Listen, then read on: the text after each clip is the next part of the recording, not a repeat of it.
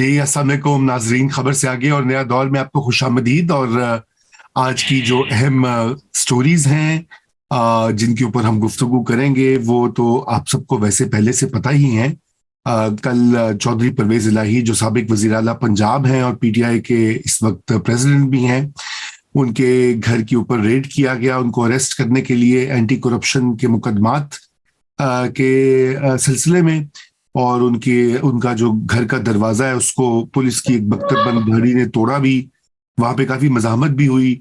और इससे यकीनन जो मुज़ाकरात इस वक्त जारी हैं हुकूमत और अपोजिशन पीटीआई के दरमियान, वो भी मुतासिर होने का खदशा है। आज पीटीआई की मीटिंग भी जारी है कि क्या इस वाक़े के बाद वो मुज़ाकरात जारी रखेंगे या नहीं। कुछ इसके ऊपर बात करेंगे। दूसरी तरफ जनरल आसिम मुनीर जो कि पाकिस्तान के चीफ ऑफ स्टाफ हैं, उन्होंने भी आज तकरीर की है बड़ी माने खेज। उन्होंने कहा कि अवाम और फौज का जो रिश्ता है वो बड़ा गहरा है और उसमें कोट अनकोट दुश्मन जो है डराने डाल रहा है। इसकी टाइमिंग और इसके जो कंटेंट है उसके ऊपर भी बात करेंगे। और एक ऑडियो लीक भी आई है, कुछ उसका भी जिक्र होगा आगे बढ़कर। लेकिन सबसे पहले तो हम ये जो चौधरी परवेज इलाही साहब के घर के ऊपर हुआ कल, वो उनको अरेस्ट करने के लिए रेड जो हुई मुबशर बुखारी साहब, मैं चाहता हूं कि उससे हम आगाज करें। हमारे साथ मौजूद हैं मुबशर बुखारी साहब, आप सब जानते हैं उनको। शहबाज मियां साहब और इजाज अहमद साहब हमें ज्वाइन कर रहे हैं। मुर्तजा सोलंकी साहब मेरे साथ हस्बे मामूल मौजूद हैं। जी बुखारी साहब। जनाब अली, हाँ मतलब अब इस पे क्या बोलना जाए। सबसे अहम बात तो ये कि ये जो एक्शन है ये बिल्कुल हमारे मुल्क की जो सूरत हाल है उसकी एक बड़ी वाज़ेह किस्म की तस्वीर खींचता है। सबसे पहले तो आप देखिए कि जब रियासत डिसाइड कर लेती है कि किसी को गिरफ्तार करना है तो कुछ भी करने को तैयार हो जाती है। अच्छा, इसका बड़ा आसान सा हल था। चौधरी परवेज इलाही अगर मतलूब थे तो वो रोज इधर उधर इतना जाते हैं, मीटिंग करते हैं, कहीं भी उन्हें पकड़ लिया जाए। रात को गेट तोड़ना और उसके बाद जो अंदर से पथराव होना, ये सारी सारी एक तस्वीर कशी है। देखिए, यहाँ पे आम बंदे के घर पे रात को स्नार्कल्स भी लगाते हैं, घुस भी जाते हैं, उनकी खवातीन को भी तंग किया जाता है। और अब यही माइंडसेट जो है, जब आप टारगेट करते हैं किसी ताकतवर बंदे को, तो देखिए ताकतवर बंदा फिर भी ताकतवर होता है। वो सारा कुछ वहां पे रिपीट हुआ, अंदर से पथराव हुआ, पानी फेंका गया, गेट के नीचे से आग लगाई गई, रेजिस्टेंस हुई। लेकिन सबसे अहम बात ये कि अंदर एक वफाकी वजीर मौजूद थे जो पुलिस वालों को मना कर रहे थे कि अंदर नहीं, मैं दरवाजा नहीं खोलूंगा। चौधरी सालिक हुसैन की मैं बात कर रहा हूँ। तो आप नहीं, आप जाइए। तो ये सारा कुछ बता रहा है कि पाकिस्तान बुनियादी तौर पे एक लॉलेस सोसाइटी है। यहाँ पे अगर आपको किसी को गिरफ्तार करना होता है तो दरवाजा तोड़ना भी लॉलेसनेस है और आगे से रेजिस्टेंस करना भी लॉलेसनेस है। उस 8 घंटे के ऑपरेशन के बावजूद गिरफ्तार नहीं हुए, यही हमने देखा जमान पार्क में हुआ। और इसका मतलब है कि वो पॉलिटिकल कल्चर जो था, जिसमें पॉलिटिकल लीडरशिप अपने आप को पेश कर देती थी, जिसकी बड़ी मिसालें मतलब जुल्फकार अली भुट्टो से, बल्कि उनसे पहले आप शुरू कर लें अयूब दौर में, उससे लेके जुल्फकार अली भुट्टो, जमानत हुई, फिर गिरफ्तारी हुई, और फिर हमने देखा आसिफ जरदारी को, यूसुफ रजा गिलानी को, मखदूम जावेद हाशमी को, मियां नवाज शरीफ को दोबारा, मतलब दूसरे वाले केस में तो वो इंग्लैंड से आके उन्होंने अपने आप को सरेंडर किया। ठीक है, लेकिन अब वो जो कल्चर है, जो पॉलिटिकल कल्चर था कि आप एक लॉ अबाइडिंग सिटीजन है और अगर आ गया है आपका वारंट तो आपको गिरफ्तार होना है या पेश होना है, वो हमें मफकूद नजर आ रहा है। और वैसा ही रिएक्शन जो है वो पुलिस का या सिक्योरिटी फोर्सेस का हो रहा है कि जब वो ठान लेती हैं तो फिर वो ये परवाह नहीं करती कि क्या कानूनी है क्या गैर कानूनी है। लेकिन अगेन वही कि रिलीफ उन्हें कोर्ट से मिल गया परवेज इलाही को, तो कल सारी एक्सरसाइज का फायदा क्या हुआ और किसे हुआ, ये एक बड़ा सवाल है। जी, तो यही सवाल मैं चाहता हूँ शहबाज मियां साहब, ये तो काउंटर प्रोडक्टिव एक काम हुआ ना, यानी कि लेने के देने पड़े हैं। इसका मकसद क्या था? इसका मकसद क्या मुज़ाकरात को सबोटाज करना था, चौधरी परवेज इलाही को सबक सिखाना था, इमरान खान को मैसेज देना था, या ये एक बिल्कुल बेकार किस्म की ایک हरकत है जो कि बिल्कुल उसकी मजम्मत भी करनी चाहिए। शहबाज, आप आपका अनम्यूट कर लीजिए अपने आप को। देखें, ये मकसद आप इतना सादा मत समझिए कि ऐसे की फोर्स जो है वो आई और एंटी करप्शन जो है 8 घंटे का ऑपरेशन करके चली गई और किसी जो आला हुकाम है उनको कोई खबर नहीं है। ऐसा बिल्कुल नहीं है। ये एक प्लान है, पूरा एक मंसूबा है जो पाकिस्तान के अंदर गुज़िश्ता कई माह से नजर आ रहा था कि पाकिस्तान के हालात जो हैं हुकूमत ने इस नहज पे लेके जाने हैं कि इलेक्शन की यहाँ पे बात ही ना हो। पहले 2 सूबाई असम्बलियों की जो है वो 90 रोज में नहीं कराए जाएंगे। उसके बाद फिर अक्टूबर में भी इलेक्शन होना है या नहीं होना, ये भी अब अभी कंफर्म नहीं है और मजीद हालात उस तरफ जा रहे हैं जिसकी पहले ही जो है प्रेडिक्शन की जा रही थी कि इस तरह के हालात पीडीएम की हुकूमत पैदा करेगी और कुछ ताकतवर हल्के भी करेंगे, अपना किरदार अदा करेंगे क्योंकि जो इलेक्शन नहीं चाहते। अब परवेज लाई का मामला जिस तरह मुबशर बुखारी साहब ने बहुत क्लियर बता दिया, वो कल अदालतों में सारा दिन घूमते रहे, मीडिया से गुफ्तगू करते रहे, तो उस वक्त उन्हें गिरफ्तार क्यों नहीं किया गया? उनका स्टेटस जो दोपहर 3 बजे था, रात 12 बजे भी वही था। लेकिन पूरी तैयारी के साथ अगर आप आते हैं और सैकड़ों पुलिस अहलकार लेके आते हैं और एंटी करप्शन जो है वो, पहले इस पे थोड़ी सी नजर एंटी करप्शन के महकमे पे हम बात कर लेते हैं।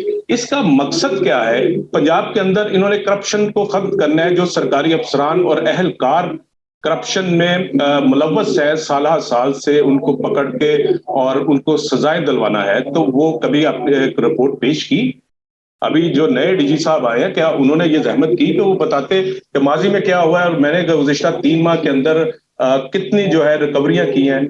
सिर्फ और सिर्फ जिस तरह नैब को गुज़िश्ता दौर में, इमरान खान के दौर में मुखालफिन के खिलाफ इस्तेमाल किया जाता रहा, एंटी करप्शन पंजाब को बिल्कुल उसी तर्ज पे बल्कि ज्यादा जो है अग्रेसिव अंदाज में इस्तेमाल किया जा रहा है सियासी इंतकाम का निशाना बनाने के लिए, और इसके कोई मकासद नहीं है। और उस घर के ऊपर इन्होंने हमला किया कि जिसमें वफाकी वजीर रहते हैं, और वफाकी वजीर आप देखिए कि वो क्या अपना डिसीजन लेते हैं जो हुकूमत ने किया। तो 90 रोज के लिए निगरान हुकूमत आई, तो 90 रोज में इन्होंने 9 मरतबा भी इलेक्शन की बात नहीं की कि हम इलेक्शन करवाने आए हैं और ऐसा साजगार माहौल पैदा करने के लिए आए हैं कि उसमें पुरअमन तरीके से इलेक्शन हो। बिल्कुल वो रवैये ही नहीं थे पहले दिन से जो निगरान पंजाब हुकूमत है कि वो इलेक्शन के लिए आए हैं। वो पूरी तैयारी से आए थे, उन्हें पूरी एक असाइनमेंट दी गई है, उस असाइनमेंट के मुताबिक चल रहे हैं। जो वजीर आला पंजाब है, ये बिल्कुल कोई ऐसा सादा सी बात नहीं है जिस तरह हो रहा है, इस तरह बिल्कुल प्लान्ड हो रहा है और तयशुदा मंसूबे के तहत हो रहा है कि पाकिस्तान के अंदर इस नहज पर सियासत को लेके जाना है। और उसके बाद फिर क्योंकि पीडीएम की हुकूमत जिन मुश्किलात का शिकार है माशी तौर पे, IMF आपको वो कहते हैं ना पल्ला नहीं पकड़ा रहा, तो वैसे भी पल्ले आपके कुछ भी नहीं है इस वक्त। तो कौन से इलेक्शन, कोई इलेक्शन लुक्शन अभी नजर नहीं आ रहे और माहौल को जो है खराब, बिल्कुल मुज़ाकरात नहीं होंगे। बिल्कुल फवाद चौधरी ने राब्ता किया है आजम नजीर तारट से और ख्वाजा साद रफीक से, और उन्होंने कहा कि ऐसे माहौल में तो आपके साथ मुज़ाकरात नहीं हो सकते। तो दोनों वफाकी वज़रा ने कहा है कि जी हम कोशिश करते हैं कि बेहतर हो। ये पहली मरतबा नहीं हुआ। अगर आप इसकी टाइमलाइन पे जाएं, गुज़िश्ता अगर 6 माह पे जाएं, तो जब भी या सादक के साथ कोई मामला या ख्वाजा आसिफ के साथ कोई गुफ्तगू का जो लीडरशिप, पीटीआई की लीडरशिप का कोई होता था, तो उसके बाद कोई ना कोई वाकया होता रहा है। तो ये बात है और इसके पीछे जो मकासद है वो बहुत क्लियर है। ठीक, शहबाज बहुत शुक्रिया। सोलंकी साहब, मैं आपसे भी आपका कमेंट लूंगा, लेकिन मैं मुबशर बुखारी साहब से ये पूछना चाहता हूं कि शहबाज मियां कह रहे हैं कि उनको जो इंस्ट्रक्शंस दी गई हैं केयरटेकर गवर्नमेंट को, बुखारी साहब क्या इंस्ट्रक्शंस हैं और किसने दी हैं, बताएं ना। अच्छा, मेरी जाती राय में अगर हम इसको केयर टेकर गवर्नमेंट के साथ मिला के देखें तो आपको पता है चीफ मिनिस्टर का जो रिलेशनशिप चौधरी परवेज इलाही से है, उनकी नीस के हस्बैंड हैं हमारे केयर टेकर चीफ मिनिस्टर साहब। और आपको याद होगा कि जो ही उनका नाम नॉमिनेट किया गया था, उनको नॉमिनेट किया गया था सीएम शिप के लिए, तो मुनस इलाही की जानिब से बड़े खौफनाक किस्म के स्टेटमेंट्स आए थे। उन्होंने बड़ा स्ट्रांगली रेजिस्ट किया था, कंडेम भी किया था, बल्कि यहाँ तक फिर चौधरी परवेज इलाही ने भी इस तरह के। तो ये जो मुझे इस पे शेड नजर आ रहा है वो जो खानदानी मुखासमत है اس کا بھی نظر آ رہا ہے، کیونکہ کافی زیادہ ان کے خلاف پرویز الہی صاحب نے یہاں تک کہا کہ ان کے اپوائنٹمنٹ کے خلاف میں پٹیشن کروں گا، اور غالباً کی بھی. تو یہ وہ والا معاملہ بھی اس میں انوالو ہے. شہباز میاں صاحب کی جو بات ہے بصد احترام میں اس سے ڈس ایگری کروں گا کہ الیکشن اکتوبر میں بھی نہیں کروانے. میری ذاتی رائے میں آپ نے شہباز میاں صاحب سارے ہی ایک تو اس حق میں نہیں ہے، دوسرا اگر حکومت یہ سوچے گی پی ڈی ایم کی حکومت، تو حکومت کے اندر سے کئی لوگ آپ کے میرے ہم خیال ہو جائیں گے. معاملہ صرف سیدھا ہے کہ انہیں اس طریقے سے انگیج رکھیں کہ یہ جو اگر الیکشن کا کوئی سین بنتا بھی ہے، اگر الیکشن اناؤنس ہو بھی جاتے ہیں، تو ان کو اتنا الجھا کے رکھیں کہ یہ اپنی کیمپین نہ کر پائیں اور دوسری جانب پریپیگنڈا ہوتا رہے. لیکن میں پھر یہ کہتا ہوں کہ یہ انتہائی بھونڈا سٹائل ہے. مطلب یہ جس طریقے سے اٹیمپٹ کی گئی ہے، یہ فضول سا اٹیمپٹ تھا. ان کو نوٹس سرو کرتے نہیں ہوتا تو کہیں بھی کسی بھی پولیٹیکل ایکٹیویٹیز میں. لیکن اس کے ساتھ ساتھ جو ٹرینڈز جنم لے رہے ہیں، مثلا وہ ٹرینڈ یہ ہے کہ میں اگر وانٹیڈ ہوں، دیکھیے اس میں تو کوئی شک نہیں ہے، عمران خان صاحب جو پرویز الہی صاحب کے بارے میں فرماتے رہے ہیں، میں ایتھیکلی ٹھیک نہیں سمجھتا کہ مجھے وہ ورڈز ریپیٹ کرنے چاہیے. لیکن پی ٹی آئی میں جانے کے بعد وہ ڈرائی کلیننگ ان کی ہو گئی. اب عمران خان صاحب کے وہ ٹیم کے کیپٹن ہیں، پریزیڈنٹ کا درجہ رکھتے ہیں، اور جب ان کے گھر کے باہر ریڈ ہوتا ہے وہی پی ٹی آئی کے لوگ جو ہے وہ جاتے ہیں اور وہاں پہ پروٹیسٹ کرتے ہیں، پولیس کو ریزسٹ کرتے ہیں اور حق میں نعرے لگاتے ہیں. سو اب جس کے پاس ایک جتھا ہوگا وہ قانون کو بڑے آرام سے ایویٹ کر لے گا، اپنے اریسٹ کو ایویٹ کر لے گا، جو کہ ہم دیکھ رہے ہیں ابھی پی ٹی آئی کی جانب سے. اور ایک اور بات جس کو میں بڑا اہم سمجھتا ہوں اور یہ میسج کنوے کرنا رضا بہت ضروری ہے، پی ٹی آئی کے لیڈر ورکر ہیں، بڑے محترم ہیں ہمارے لیے. انہوں نے کسی ٹی وی پروگرام میں سندھی بھائیوں کے بارے میں کچھ غلط کلمات ادا کیے. جمشید جی جی جی جی انہوں نے فرمایا کہ سندھ جو ہے وہ ایک ان پڑھ کونا ہے پاکستان کا. اچھا، یہ انہوں نے اس کانٹیکسٹ میں جی بالکل اس کانٹیکسٹ میں کہا کیونکہ سندھ سے پیپلز پارٹی کامیاب ہوتی ہے، اور اس بنا کے اوپر انہوں نے سندھی بھائیوں کی دل آزاری کی، جس پہ میں تو سب سے پہلے، کیونکہ میرا تعلق ہے ایک ایسے صوبے سے جہاں کا ڈومیسائل بڑا مضبوط ہوتا ہے، تو سب سے پہلے تو میں معافی چاہتا ہوں. لیکن اس کے ساتھ ساتھ میں یہ کہوں گا کہ اگر پیپلز پارٹی کے چناؤ میں کسی کو اس طرح کا ٹیگ کرنا ہے تو پھر پی ٹی آئی کے لوگوں کے بارے میں بھی یہی کلمات چاہتے ہیں کہ کل تک جن لوگوں کے بارے میں ان کے کیپٹن، ان کے کپتان جو لفظ استعمال کر رہے تھے، آج وہ ان کے لیے کھڑے ہو کے لڑنے کو تیار ہیں. تو بنیادی طور پہ یہ پولیٹیکل مائنڈ سیٹ ہوتا ہے جس کو ہمارے دوست جمشید چیمہ صاحب نے عجیب و غریب نام دیا، اور اگر اس ڈیفینیشن پہ ہیں تو سارے پی ٹی آئی کے لوگوں پہ وہ ڈیفینیشن جو ہے وہ اپلائی ہوتی ہے. تو in short, coming back to the point, مجھے لگتا ہے کہ الیکشن والا معاملے سے زیادہ یہ ہے کہ انہیں الجھائے رکھیے. جیسے عمران خان کل اسلام آباد میں تھے، واپس آ گئے، آ کے انہوں نے خطاب کیا، اور پھر انہوں نے کل اسلام آباد جانا ہے، دوبارہ ان کے وارنٹس آ گئے ہیں. دوسری طرف جو ہے باقی لوگوں کے کیسز بھی آئیں گے.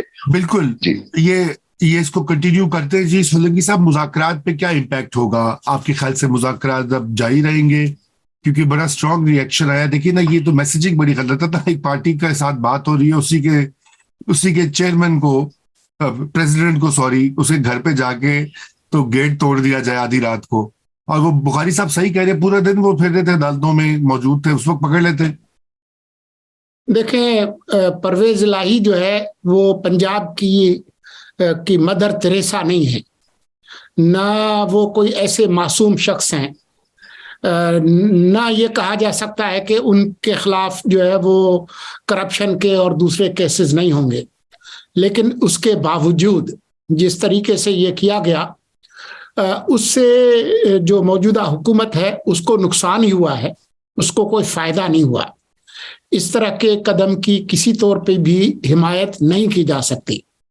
اور یہ جو احتساب اور اس طرح کی چیزیں، بہتر ہوگا کہ الیکشنز ہو جائیں اور اس کے بعد ہوں. اور یہ اس طریقے سے بالکل بھی نہیں ہونا چاہیے کہ جس سے یہ لگے کہ یہ حکومت کوئی انتقامی کارروائی کر رہی ہے. تو میں تو صرف اتنا ہی کہوں گا. باقی جہاں تک مذاکرات کے مستقبل کی بات ہے تو مفادات طے کریں گے کہ یہ مذاکرات ہونے یا نہیں ہونے ہیں. इमरान खान के नजदीक परवेज इलाही की बेइज्जती या किसी को कुट लग जाए ये अहम नहीं है। अगर उनके मफाद में है कि ये मुज़ाकरात आगे चले, जैसा कि मुझे लग रहा है कि शायद कंप्रोमाइज फार्मूला ये बनेगा कि दोनों सूबाई असम्बलियां बहाल हों, पीटीआई पार्लियामान के अंदर वापस आए और जो अगला जो निगरान वजीर आजम है वो पीटीआई और मौजूदा हुकूमत के उनके दोनों की मुशावरत से तय हो, ताकि ये जो डेडलॉक है वो ख़त्म हो, फिर तो ये मुज़ाकरात कामयाब होंगे। वरना अगर इमरान खान अड़े रहे कि नहीं जी मुझे तो 14 मई का इलेक्शन चाहिए, तो 14 मई तो खैर दूर की बात है, फिर शायद अक्टूबर में भी इनको इलेक्शन ना मिले। जी ऐसा ही कुछ खतरे की घंटी है। एजाज साहब आप अनम्यूट कर लीजिए सर अपने आप को। आज की जो जनरल आसिम मुनीर की तकरीर है अवाम और फौज का रिश्ता, उसमें दरारें डालने की दुश्मन की कोशिश, जरा इसके ऊपर तो कमेंट कीजिए। आपने तो फॉलो की और भी बहुत सारी अहम बातें की हैं इसके अलावा भी। जी जी जी जी, तो उस पर तो करता हूँ, लेकिन अभी जो लोग आप लोग जो गुफ्तगू कर रहे हैं, क्योंकि कल मैंने मुज़ाकरात कवर भी किए थे, तो थोड़ी सी और जो परवेज इलाही साहब के घर हुआ, मेरी अभी आज एक दोस्त से बात हुई। जाती तौर पर तो मैं बिल्कुल किसी भी सूरत किसी भी मकसद के लिए अगर इस तरह किया जाए जो रात परवेज इलाही साहब के घर हुआ, मैं बिल्कुल उसको बाय नहीं करता, मेरे लिए ये नाकाबिल कबूल है। लेकिन जरा इसके 2-3 तनाजुर देखिए।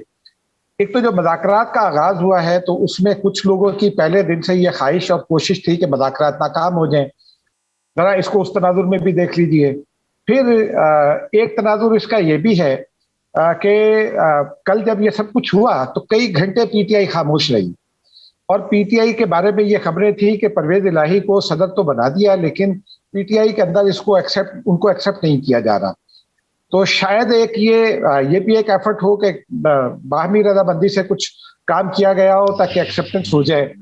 और फिर वो एक्सेप्टेंस आज दिखाई दी, जो बशीर बुखारी साहब अभी फरमा रहे थे कि पीटीआई ने मुजाहरा किया, तो वो आज मुजाहरा किया, कल कोई पीटीआई बाहर नहीं निकली। वरना रात के 3 बजे सख्त सर्दी में जब इमरान खान साहब के लिए कॉल दी गई थी तो कम से कम 5000 आदमी बनी गाला पहुंच गए थे। एक तो जरा ये 2-3 चीजें मुज़ाकरात के हवाले से, कल जब ये मुज़ाकरात हो रहे थे और पहला राउंड जब खत्म हुआ तो मैंने चेहरे देखे कुछ लोगों के, और फिर मैंने पीपल्स पार्टी और हुकूमती टीम के लोगों से ये कहा कि क्या हम एक टिकट चला सकते हैं कि मुज़ाकरात की नाकामी का यकीन पैदा हो गया। तो उन्होंने कहा कि लेट्स सी दूसरे राउंड में क्या होता है, अभी ठहर जाए। फिर मैंने फवाद चौधरी से पूछा तो वो बड़े जोर से हंसे, और मुज़ाकरात के खात्मे के बाद भी मैंने उनसे यही सवाल किया तो उन्होंने कहा कि हाँ आपकी बात बड़ी हद तक दुरुस्त है, लेकिन जो एक बुनियादी बात है ना, जिसके सुलंगी साहब जो इशारा दे रहे थे कि शायद कॉम्प्रोमाइज फार्मूला होगा, वो कॉम्प्रोमाइज फार्मूला हो नहीं सकता। इसमें 2-3 प्रॉब्लम्स हैं। एक तो जो पीटीआई की डेट फॉर इलेक्शन है और जो हुकूमत जिन डेट्स पर इलेक्शन कराना चाहती है उसमें कोई 70 से 80 दिन का फर्क है, तकरीबन 3 महीने का कह लें।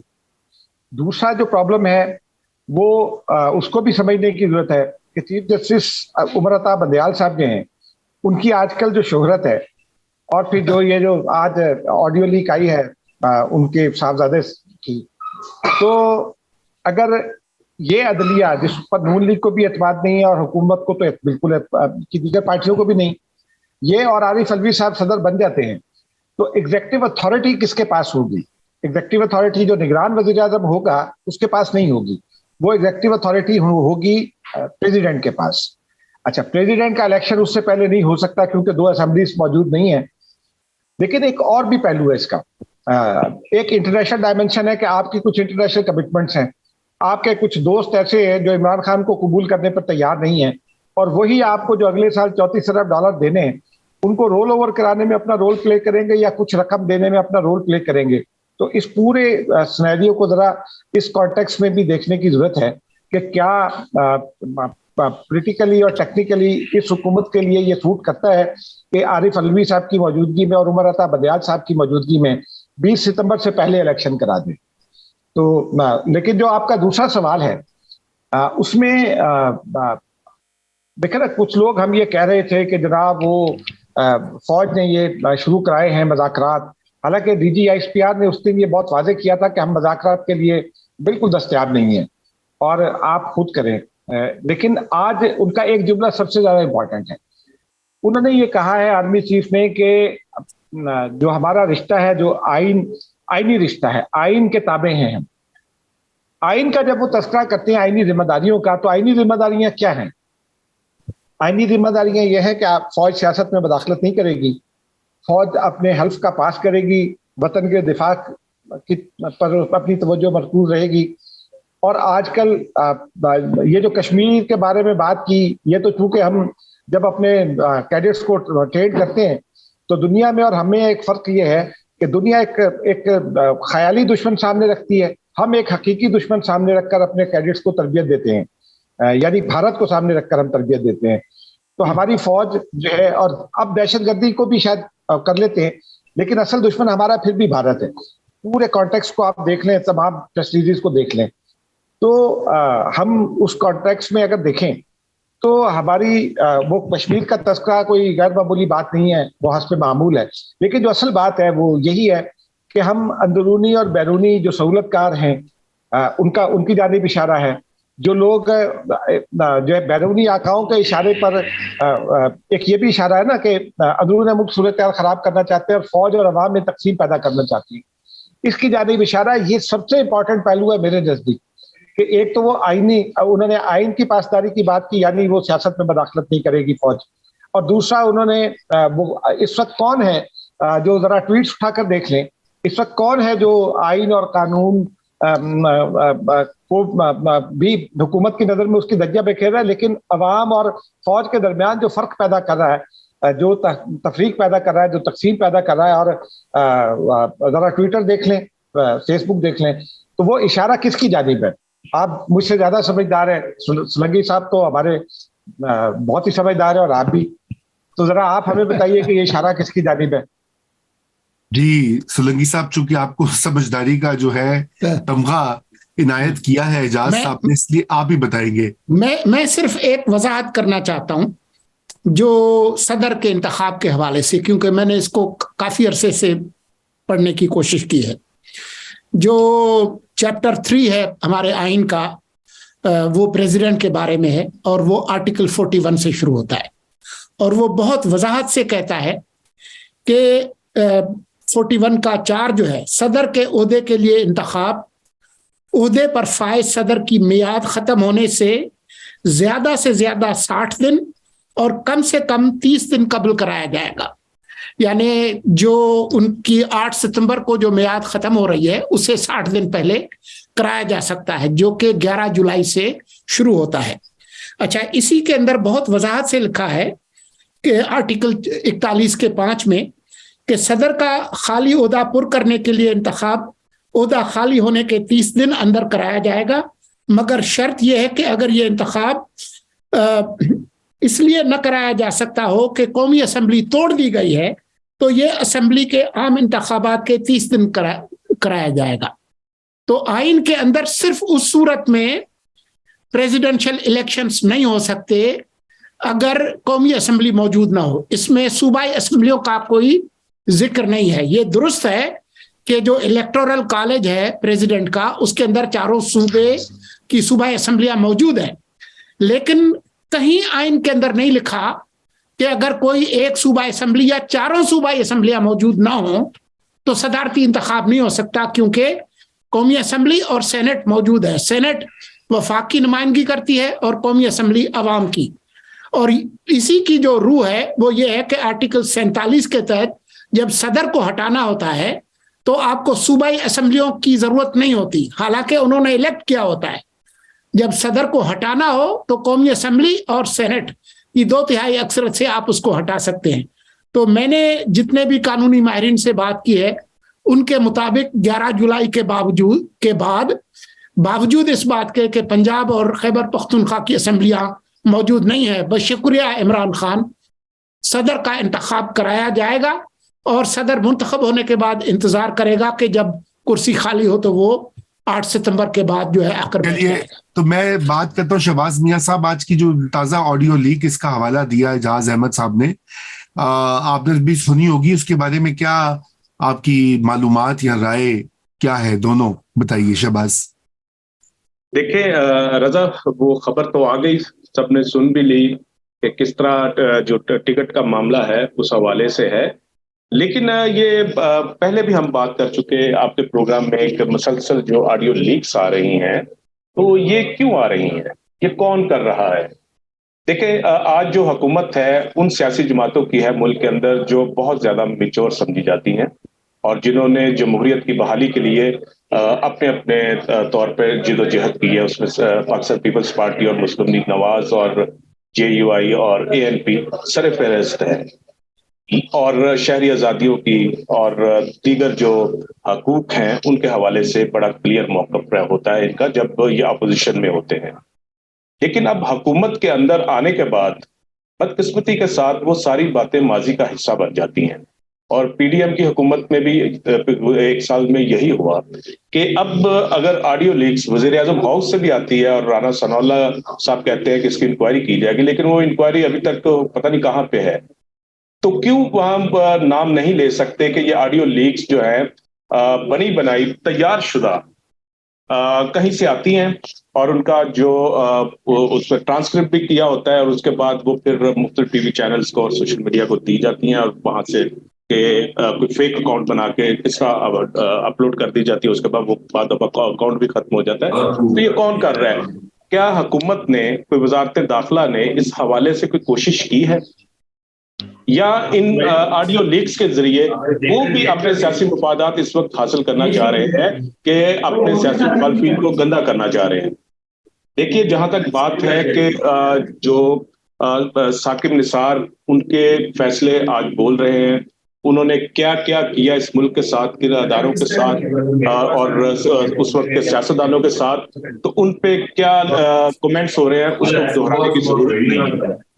وہ سب کے سامنے ہے. تاریخ کیونکہ اپنا فیصلہ دے چکی ہے، اور اس وقت کی عدالت علی آپ اپنا مائک میوٹ کر دیں پلیز. آج ان کے بچے جو ہیں وہ کس طرف ہیں، موجودہ جو چیف جسٹس ہیں ان کے بچے کس طرف ہیں، یہ سب چیزیں کلیئر ہیں، اور اس میں کوئی شک نہیں ہے یہی کچھ ہو رہا ہے، گٹھ جوڑ ہے. لیکن میرا سوال بہرحال میں نے اس پہ اضافی طور پہ یہ اٹھایا ہے، کیا یہ طریقہ کار درست ہے، اور موجودہ ان پارٹیز کے دور میں بھی اسی طرح چلتا رہنا چاہیے کیونکہ ان کو سیاسی طور پہ فائدہ ہو رہا ہے؟ جی بڑا اچھا سوال ہے. بخاری صاحب آپ کی رائے اور ذرا معلومات بھی دیں اس کے بارے میں ہمیں. جی میں عرض کروں، بالکل میرا خیال ہے کہ ہم سارے ہی کہیں نہ کہیں کسی نہ کسی رول میں، اور ہر جرنلسٹ جو ہے وہ بنیادی طور پہ ہیومن رائٹس ڈیفینڈر ہوتا ہے، اور یہ اس کا جینوئنلی یہی رول ہوتا ہے کہ جہاں پہ آپ دیکھیں کہ ہیومن رائٹس وائلیشن ہو رہی ہے وہاں پہ اپنی وائس ریز کرے، اور ہم وائس ریز کرتے رہے ہیں. اور یہ بھی جو آڈیو لیکس والا معاملہ ہے یہ بھی کوئی نیا نہیں ہے، اور یقیناً اس کو آپ کے، میرے، رضا، شہباز میاں صاحب کے، ہم سب کے فون جو ہے وہ ٹیپ ہوتے ہیں پتہ ہے، اور وہ لوگوں کی موومنٹ سے بھی پتہ چل جاتا ہے. ہم اس کا کچھ بھی نہیں کر پائے اتنے عرصے میں، وائسز ریز کی، کمپلینٹس کی، بہت کچھ کیا، اس کا تو کچھ نہیں ہو پایا. اب اس لیے یہ بات کہ اس کے لیے تمام پارٹیز کو ایک جو ہے وہ مل کے کرنا پڑے گا، مل کے کوئی اسٹریٹجی بنانی پڑے گی. لیکن سوال جو آپ کا تھا نا وہ ڈفرینس تھا کہ میاں ثاقب نثار صاحب جو ہیں وہ مسلسل ایکسپوز ہو رہے ہیں، اور یا خود تو چلیے وہ ہوتے رہے، لیکن اب ان کے صاحبزادے بھی مطلب اس میں رول پلے کر رہے ہیں. اس سے پہلے ہم نے مظاہر نقوی صاحب کو بھی دیکھا تھا.